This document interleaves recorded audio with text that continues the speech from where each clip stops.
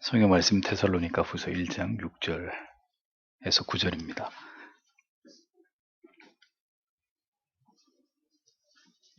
데살로니가 후서 1장 6절에서 9절 같이 읽겠습니다. 너희로 환난 받게 하는 자들에게는 환난으로 갚으시고 환난 받는 너희에게는 우리와 함께 안식으로 갚으시는 것이 하나님의 공의시니 주 예수께서 저의 능력의 천사들과 함께 하늘로부터 불꽃 중에 나타나실 때 하나님을 모르는 자들과 우리 주 예수의 복음을 복종치 않는 자들에게 형벌을 주시리니 이런 자들이 주의 얼굴과 그의 힘의 영광을 떠나 영원한 멸망의 형벌을 받으리로다. 아멘. 영생에 대한 묵상, 오늘은 3항에서 6항까지 이 세상의 삶에 대한 바른 인식이 영생에 대한 묵상으로 이어짐, 이런 주제에 관해서 생각해 보겠습니다.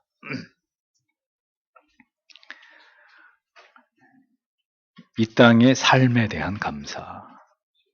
3항의 제목은 이 땅의 삶에 대한 감사입니다.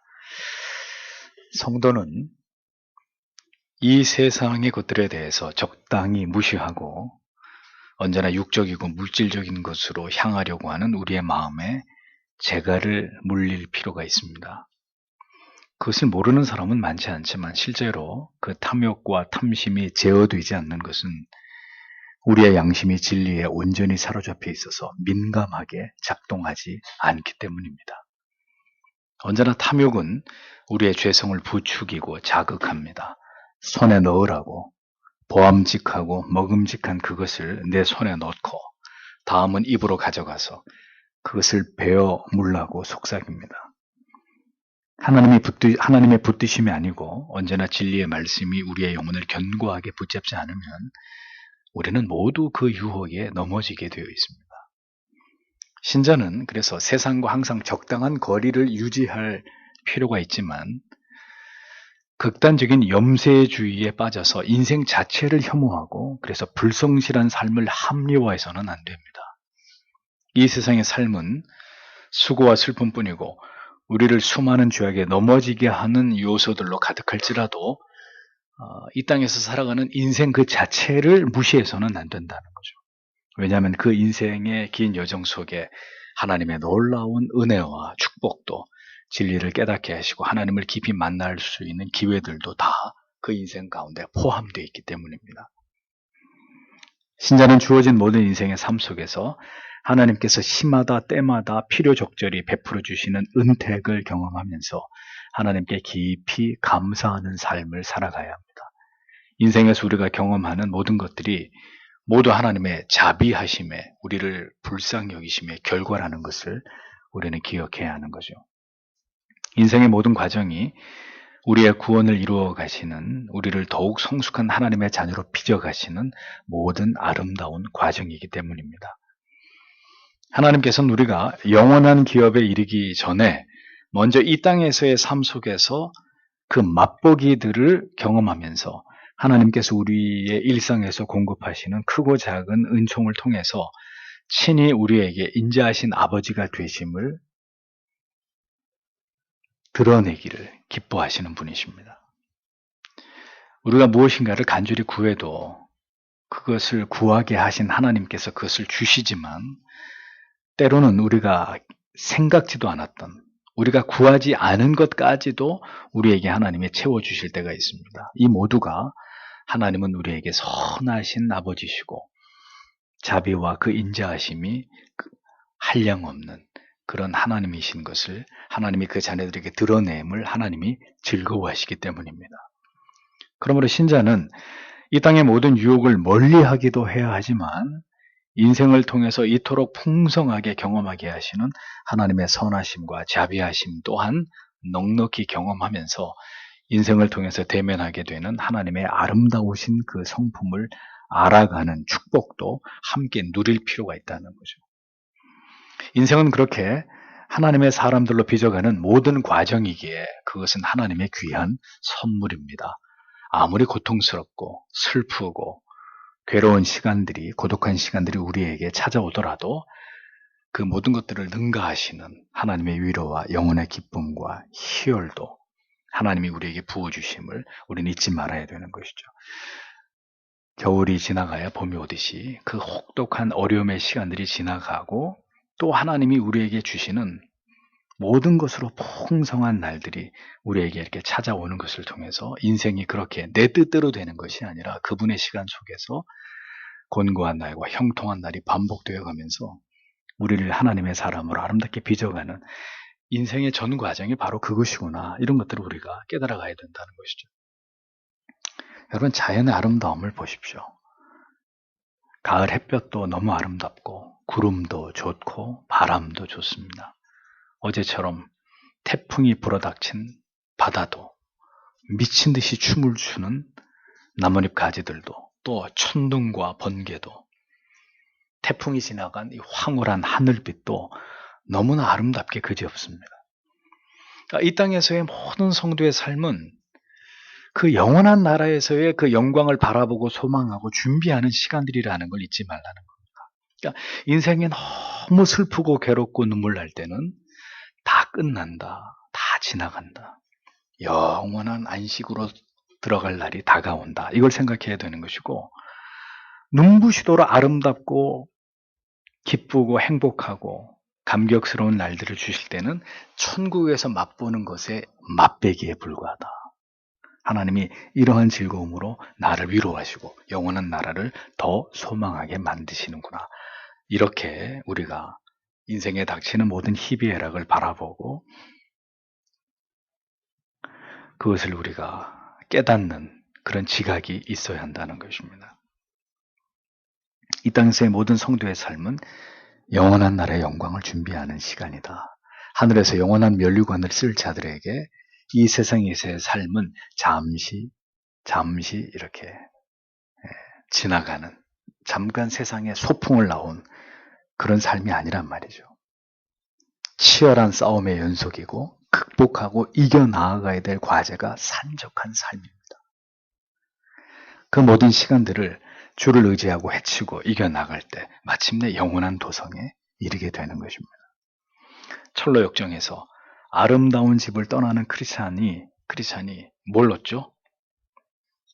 아름다운 집에서 떠나가면서 뭘 줘요? 크리스찬에게 갑옷을 줍니다. 무기를 들려주고 중무장을 시킵니다. 이유가 무엇 때문입니까? 앞으로의 모든 구원의 여정은 치열한 영적인 싸움이 연속이기 때문에. 크리스찬의 이 행색을 보십시오. 편안한 운동복을 입은 것도 아니고 말쑥하게 양복을 차려입은 것도 아니고 아름다운 집을 떠나면서 크리스찬은 갑옷을 입고 중무장을 하고 순례길을 이어갑니다. 치열한 싸움 끝에 마침내 이르게 되는 것이 영원한 나라, 영원한 도성. 거기서 영원히 비로소 안식을 누리게 될 자들이 그리스도인이다라는 걸 보여주는 것이죠. 때로 이 땅에서 쉼이 있거나 그 쉼이 길어질 때는 반드시 영적인 해이와 나태함으로 또다시 위기를 초래할 수밖에 없는 것이 우리들입니다. 그러므로 이 땅에서 하나님께서는 온갖 다양한 방법으로 우리를 깨닫게 하고 돌이키게 하시고 하나님의 뜻을 보이심으로 하나님을 더 의지하게 만들죠. 영적인 가치를 더 추구하도록 만드십니다. 그래서 이 땅에서 그렇게 하나님의 선하심을 맛보는 경험을 통해서 영원토록 하나님을 경외하며 살아갈 마음을 우리에게 불어넣어 주시는 것입니다. 이 세상에서의 모든 삶은 그렇게 하나님을 알아가고 경험하고 그것을 통해서 영원한 날들을 소망하면서 살아가게 만드시는 아름다운 추억을 만들어가는 소중한 하나님의 선물이다라는 것을 우리가 기억해야 되는 것입니다. 때때로 너무도 악하고 소망이 없는 세상과 사람들을 하나님이 우리에게 보여주심으로 이 땅에 대해서, 이 세상에 대해서 하나님을 알지 못하는 세상 사람들에 대해서 과도한 애착을 갖지 못하게 하나님이 그렇게 만드시는 거예요. 그것으로 우리로 하여금 영원한 가치만을 바라보게 하시는 하나님의 섭리를 드러내시는 것입니다. 여러분, 과도한 민족주의, 과도한 국가주의 전부 다 우상숭배인 거 아시죠? 이 나라가 영원합니까? 이 나라 대한민국이 그렇게 대단한 나라입니까? 그러니까 그런 것들은 다 우상인 거예요. 우리에게는 영원한 나라만을 바라봐야 되는 거죠. 그러니까 과도히 눈에 보이는 세상, 눈에 보이는 권력, 눈에 보이는 사람을 의지하는 것은 절대로 지혜롭고 현명한 것이 아니라는 것을 하나님이 보게 하시는 것입니다. 세상과 세상의 사람들은 절대로 우리의 의지의 대상이거나 우리가 좋아할 만한, 우리에게 기쁨을 줄 수 있는 가치들이 아니라는 거죠. 여러분, 정치인들이 뭐라고, 연예인들이 뭐가 대단한 사람들이라고, 어떤 뛰어난 위인들이 무엇이라고 그들을 우상처럼 섬기고 지지를 합니까? 참으로 우매한 일이라는 거죠. 어리석은 일입니다. 다 추악한 죄인들일 뿐이잖아요. 오직 주님께만 소망을 두는 자들이 진정으로 지혜로운 자들인 것입니다. 네 번째, 영생을 사모함. 이 세상에 대해서 모든 희망의 빛이 사라질 때 신자의 마음에는 더 나은 미래의 영원한 삶을 사모하는 소망의 빛이 점등하게 되는 것입니다. 세상에 대한 희망의 빛이 가득할 때는 영원한 나라, 영원한 나라에서 행복, 희미해지는 거예요. 별로 그걸 바라거나 소망할 마음이 들지 않는 것이죠. 하나님을 알지 못하는 자들의 삶과 죽음은 참으로 무의미합니다. 그들에게는 오직 영원한 지옥이 예비되어 있기 때문에 이 땅에서의 잠시 낙을 누리던 혹은 고통을 당하던 그들의 생애는 아쉬움으로 가득할 뿐입니다. 그러나 신자는 죽음을 생각하면서 인생의 비참한 한계를 통감함과 동시에 인간은 태어나면 죽는다, 그렇게 허무한 존재다라는 것을 통감함과 동시에 그렇게 죽고 나면 이제 영원한 삶이 시작된다는 소망, 그러니까 이 비통함과 영원한 소망, 이 두 정서를 가지고 이 세상을 살아가는 사람들이 그리스도인들이에요. 예? 죽는다. 모든 이 땅의 영화는 다 사라지고 우리는 죽을 수밖에 없는 존재다. 그러니까 그 어떤 비통함과 또 한편 그렇게 죽고 나면 이제 영원한 안식으로 우리는 들어가게 된다. 이것에 대한 소망. 그러니까 이 두 극단적인 정서를 품고 이 세상을 지나가는 사람들이 신자란 말이죠. 그러니까 우리가 너무 업됐을 때는 뭘 생각해야 돼요? 죽음을 생각해야 되는 것이고, 우리가 너무 다운됐을 때는 뭘 생각해야 되는 거예요? 영생을 생각해야 되는, 부활의 영광을 생각해야 되는 거죠. 그렇기 때문에 그런 정서를 가진 그리스도인은 현실의 고난과 괴로움과 슬픔을 덤덤히 지나갈 수 있는 것이고, 본향을 그리워하면서 소망하면서 오늘도 길을 걸어가는 나그네 같은 삶을 살아가는 것입니다. 박목월의 시처럼 구름에 달 가듯이 그렇게 유유자적 이 세상을 지나가는 나그네가 바로 그리스도인들이다. 돌아갈 본향을 그리워하면서 말이죠. 세상은 그 영원한 생명으로 들어가는 관문이고 죽음은 그 첫 걸음입니다. 육체는 영원한 자유를 향해서 날아오를 때까지 우리가 입고 있어야 되는 옷에 불과한 것이죠. 그래서 칼빈은 여기서 멋있는 표현을 하지 않습니까? 하늘이 우리의 본향이라면 이 땅은 우리가 사로잡혀 있는 유배지가 아니고 무엇이란 말입니까? 이 세상을 떠나는 것이 생명으로 들어가는 것이라면 세상은 무덤이 아니고 무엇이겠는가? 이 세상에 살아있다는 것은 죽음 속에 잠겨있는 것이 아니고 무엇이겠는가? 육체에서 벗어나는 것이 충만한 자유를 얻는 것이라면 육체가 감옥이 아니고 무엇이란 말인가? 하나님의 임재하심을 누리는 것이 행복의 가장 높은 정상이라면 하나님의 하나님의 임재하심이 없는 상태는 비참한 상태가 아니고 무엇인가? 칼빈이 여기서 이같이 미래의 삶과 현재의 삶을 비교하면서 그 우위성을 설명하면서도 이 땅의 삶을 혐오하거나 증오하거나 무가치하게 여겨서는 안 된다. 이렇게 충고를 합니다. 이 세상이 영원한 나라에 가기까지 우리가 거쳐야 될 고난의 여정이기는 해도 그 삶을 계속 이어가는 것이 하나님의 뜻이라면 신자는 성실하게 책임있게 그 뜻을 쫓아서 살아가야 한다는 거죠. 그래서 삶을 불평하고 원망하고 조급해하는 것 또한 신자의 합당한 삶의 태도가 아니라고 말합니다. 주께서 부르신 모든 곳에서 다시 주님께서 우리를 부르실 때까지 우리는 그리스도의 좋은 군사로 마치 초소를 지키는 군사처럼 우리에게 주어진 그 삶의 영역들 속에서 치열한 싸움을 싸워 나가면서 깨어 있어야 될 그런 존재가 그리스도입니다. 이렇게 설명을 하죠. 바울은 육체의 족소에 묶여 있음을 한탄하면서도 거기서 벗어나기를 구했으면서도 그는 한편 이 땅에서 그에게 주어진 명령과 사명을 충실히 감당했습니다. 살든지 죽든지 오직 하나님의 이름만이 영광을 받기를, 영화롭게 되기를 앙모하고 있는 바울의 고백을 우리가 보지 않습니까? 그것이 성도의 삶의 지향점이라는 거예요. 살아도 주를 위해서 살고 죽어도 주를 위해서 죽을 수 있는 그런 그리스도인으로 살다가 주께서 부르실 때 호련히 하나님께로 돌아갈 자들, 그들이 신자들이라는 것입니다. 그래서 칼빈은 여기서 특별히 이제 죽음학을 얘기하는 거예요. 신자의 죽음학. 신자는 언제나 자기의 죽음을 묵상해야 된다는 거예요. 그 부르심 앞에 서야 할 날이 다가오고 있다는 것을 언제나 생각해야 된다는 거예요. 영원한 나라를 소망하고 꿈꾸면서 수고와 슬픔과 죄로 얼룩질 뿐인 이 땅에서의 삶에 대한 초연한 마음으로 언제나 주의 부르심에 응할 준비를 가지고 미련 없이 세상을 떠날 수 있는 그런 마음을 가지고 살아가야 한다는 것이죠. 하룻밤 자고 미련 없이 여인숙을 떠나가는 나그네처럼 그렇게 세상에서 살아야 한다는 겁니다. 그러니까 우리에게 무엇이 불필요한 거예요? 탐심. 우리에게 주신 시간, 물질, 건강을 어떻게 사용하는 것이 가장 하나님께서 기뻐하시는 것인지를 늘 생각해야 되는 것입니다. 그것이 신자로서 부끄러움 없이 명예롭게 살아가는 길이기 때문이죠. 다섯 번째, 죽음에 대한 두려움을 극복함. 여기서 칼빈이 이런 얘기를 합니다. 스스로 그리스도인이라고 하는 많은 믿는 사람들 가운데 실상은 죽음을 두려워하는 사람들이 적지 않다는 거예요.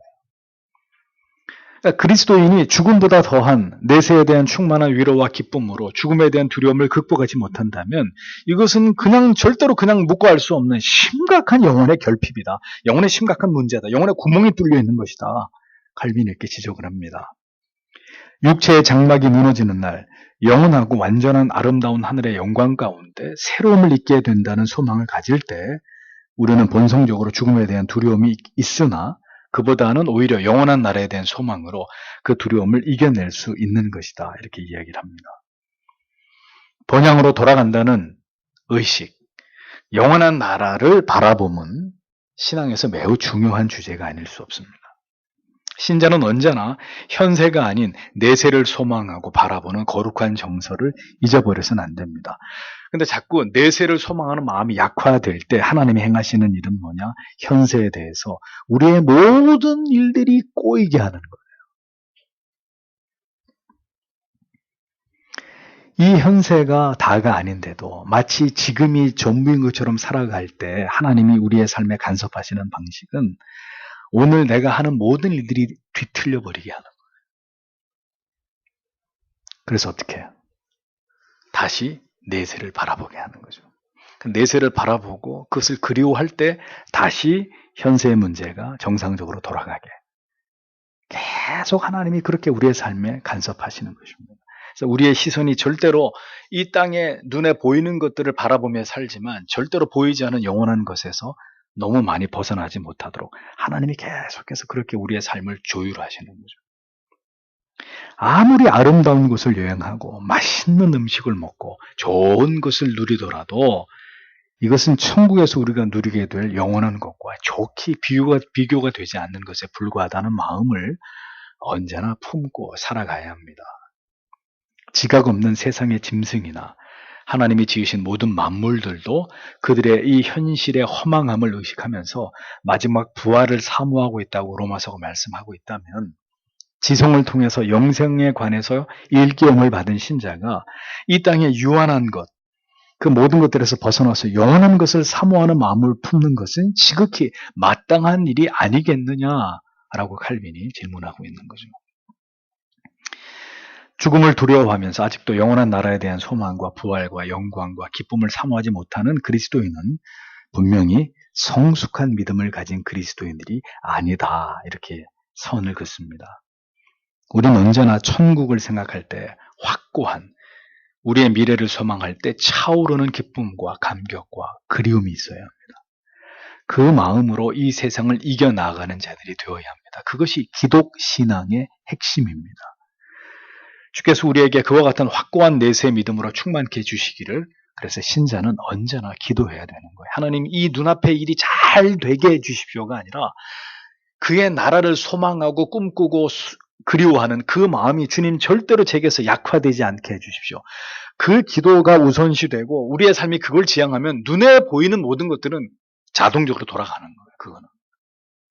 근데 그것이 안 되고 여기에 집착하면 여기께 다 무너지고 깨지게 되는 거예요. 왜? 우리의 시선을 그쪽으로 돌리려고 하는 게 하나님의 뜻이기 때문에. 주님께서는 반드시 다시 오십니다. 우리는 이 진리를 기억하고 간절히 사모함으로 그날을 고대해야 합니다. 그런 맥락에서 본다면 어떤 면에서 여러분이 부와 지나친 자유를 누리고 있는 것은 복이 아닐 수도 있다는 것입니다. 제가 아는 어떤 형제가 스위스로 신혼여행을 갔는데 스위스에 있는 사람들 교회를 안 간다는 거예요. 교회를. 그리고 동성애 천국이고. 그래서 아니 당신들은 이 아름다운 경관에 이 언덕 위에 아름다운 교회가 있는데 왜 교회를 나가지 않느냐. 에? 그랬더니 스위스 사람들이 여기가 천국인데 무슨 천국을 그리워한단 말이야. 내가 살아간 여기가 천국인데. 아름다운 자연 경관에 둘러싸인 나라에서 물질적인 아무 어려움 없이 살아가고 있는 신자에게 여러분 영생과 넷에 대한 소망이 더 간절하겠습니까? 아니면 정확히 궁핍하고 자유를 빼앗긴 채로 극도의 고난 속에서 그리고 저 지하 감옥 속에서 쥐들과 함께 이렇게 24시간을 살아야 되는 그런 그리스도인들의 가슴 속에 내세에 대한 바람이 더 간절하고 뼈에 사무친 것일까요? 어느 쪽에 그 내세에 대한 소망이 더 열렬하고 뜨겁고 간절할까요? 어느 쪽이? 저는 후자라고 믿습니다. 그것이 우리가 이 자유와 풍요 속에서도 또 한편 무너지는 아득해지고 있는 내세에 대한 소망에 대해서 우리가 충격을 받고 두려워해야 되는 이유가 되는 것입니다. 여러분 중에 지난 한 주간도 주님 언제나 내 생명을 불러주시겠습니까? 언제나 그 영원한 나라에 주님과 함께 누리는 안식으로 하나님이 나를 불러주시겠습니까? 눈물을 흘리면서 그게 여러분들의 기도의 제목이 되셨던 분이 이 중에 몇 분이나 계시겠어요? 당장 지금 하는 이 모든 일들이 잘 되게 해달라는 이 기도가 주류이지. 그렇습니다. 여섯 번째로 영생을 사모함으로 얻는 위로. 신자들은 이 땅에 살아가는 동안 모두 그리스도를 본받아서 도살장에 끌려가는 양같이 되어야 된다라고 칼빈은 강력하게 주장합니다. 그러면서 신자가 하늘의 마음을 두고 세상의 모든 것들에 대해서 초월하지 않으면 그들은 가장 비참한 처지의 사람들이 될 수 있다고 경고합니다. 그러나 소망을 하늘에 두고 내세를 바라본다면 비록 악인들이 이 땅에서 모든 부귀와 영화를 누리며 자신들이 가진 모든 것들을 뽐내고 자랑하면서 살아갈지라도 더 나아가 세상에 하나님을 알지 못하는 자들에게 우리가 모욕과 핍박과 고통과 불이익을 당할지라도 신자는 이 모든 것을 이겨낼 수 있다고 말합니다. 그게 내세신앙의 위력이에요. 내세신앙의 진정한 가치예요. 신자는 세상이 그렇게 우리를 서럽게 할 때, 우리를 서럽게 만들 때, 그 영원한 나라와 궁극의 나를, 그 하나님의 넘치는 위로를 바라보게 되어 있는 것입니다. 근데 신자가 세상에서 끝발을 날린단 말이죠. 잘 나간다고 소위 말하는. 그럼 뭐 아쉬운 게 있어서 영원한 나라와 궁극의 하나님의 위로와 그 넘치는 하나님의 은혜를 우리가 바라보겠습니까? 우리의 눈물을 모두 씻기시고 영광과 희락의 옷을 입히시고 즐거움으로 먹이시고 우리를 높이시고 아름다운 교제 속에서 영원한 복락에 참여하게 하실 날을 고대하게 만드는 그 정서는 철저한 고난, 고독, 그리고 우리의 육신이 맛보는 고통, 그 속에서 배양되는 것입니다. 그래서 사랑하는 자에게 이 땅에서 하나님이 고난을 주시는 것입니다. 세상에 마음 둘 곳 없음을 깨닫게 하시는 것입니다. 그래서 때로는 그렇게 사랑했던 사람들한테도 잔인하게 배신을 당하거나 너무너무 서운하고 섭섭한 일을 하나님이 만나게 하시고 그래서 전혀 의지할 곳도 마음 둘 곳도 없는 것이 세상이고 죄인들이라는 것을 뼈저리게 하나님이 깨닫게 하시는 거예요. 그래서 언제나 오매불망 그날만을 소망하는 그 마음의 빛이 꺼지지 않도록 하나님이 그렇게 우리의 삶을 이끌어 가시는 것입니다. 만약에 하나님이 그렇게 하지 않으면 우리는 절대로 그 영원하고 신령한 것을 바라보고 소망할 수 있는 그런 위인들이 아니란 말이에요. 우리는 죽었다 깨어나도. 다시 말씀드리지만 모든 것이 마음먹은 대로 되고 모든 것에 부족함이 없고 아무것도 아쉬울 것이 없는 자가 영생을 소망하는 일은 절대로 일어나지 않습니다. 그런데도 우리는 이 땅에 그러한 것들을 꿈꾸고 있으니 여러분, 이보다 모순된 일이 어디 있겠습니까? 오늘도 복음보다는 복을 받을 것이라는 얘기를 더 좋아하는 그리스도인들이 적지 않으니 그런 분들에게 믿음이라고 하는 건 도대체 무엇인가 궁금하지 않을 수 없는 거예요. 악인의 특징은 이 세상에서 번영을 누리는 것입니다. 모든 좋은 것을 다 취하고 즐기고 맛보려고 하는 것입니다.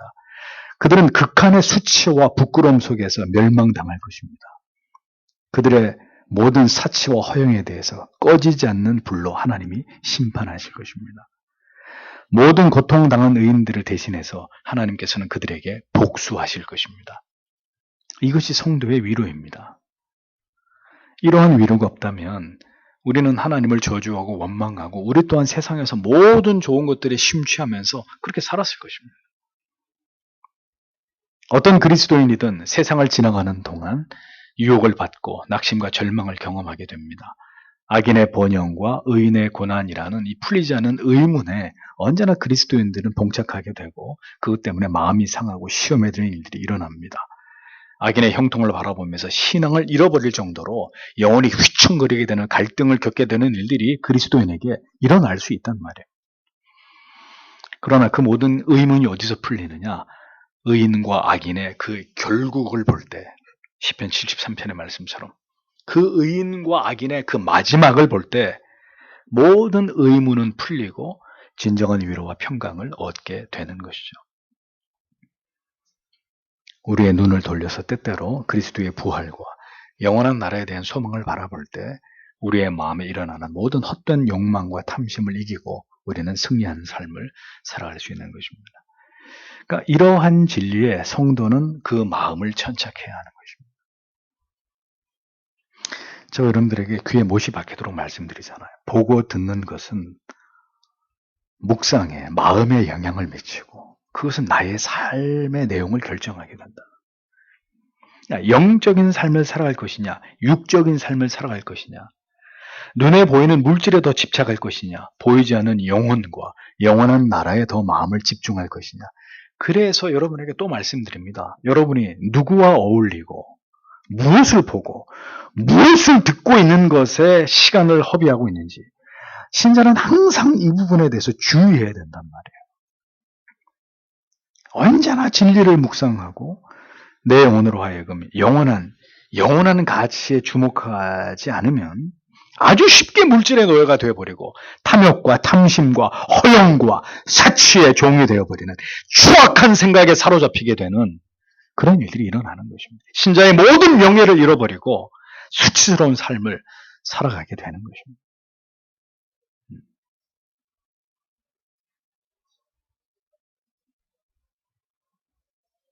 우리에게 주신 시간, 우리에게 주신 물질, 우리에게 주신 젊음, 우리의 몸, 건강, 여러분 어디에 쓰고 계십니까? 어떤 가치 있는 것에 쓰고 계십니까? 그 모든 것이 하나님을 사랑하고 이웃을 사랑하는 것에 과도하게, 그분이 과도하게 우리를 사랑하심처럼 과도하게 우리에게 주신 모든 것들을 주를 위해서, 교회와 지체들을 위해서 하나님을 사랑하는 일에 사용하고 계십니까? 그렇지 않다면 다 부끄러운 거예요. 부끄러운 거예요. 여러분들이 지출하고 있는 그 돈이 여러분들을 부끄럽게 만드는 거예요. 여러분들이 하나님을 알아가는 일에 쏟아붓지 않는, 그래서 세상의 쾌락을 즐기며 허비하는 그 시간이 여러분들을 부끄럽게 만드는 거예요. 여러분들의 몸뚱이를 가지고 하나님의 말씀을 듣고 말씀을 묵상하고 그 말씀대로 선을 행하는 일에 사용하지 않으면 여러분들의 몸뚱이가, 여러분들의 몸이 나를 부끄럽게 만드는 거예요.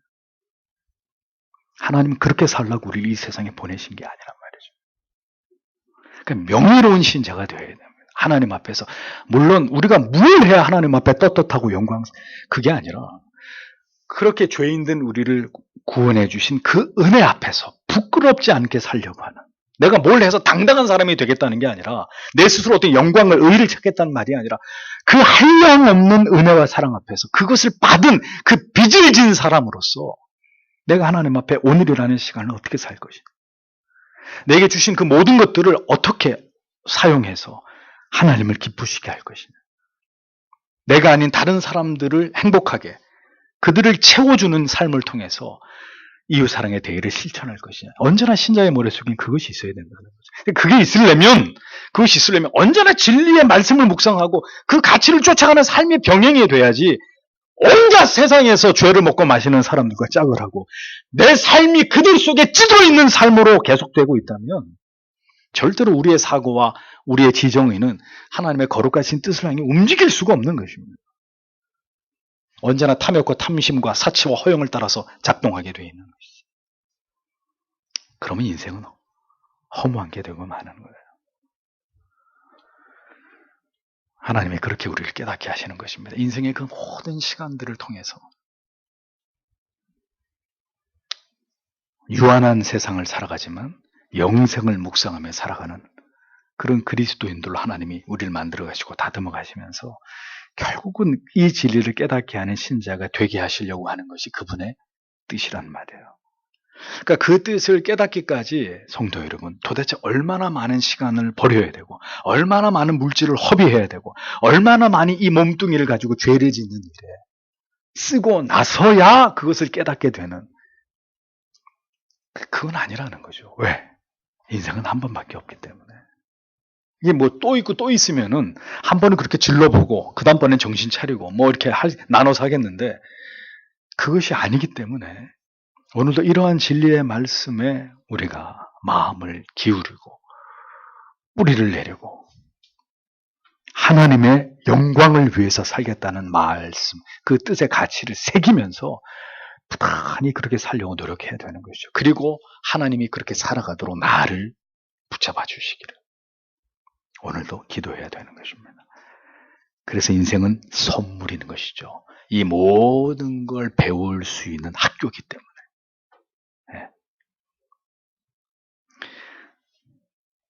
여러분들의 인생이 그런 뜻에서 의미 있고 가치 있고 그 하나님의 뜻을 알아가는 소중한 시간들이 되어지시기를 주님의 이름으로 축복합니다.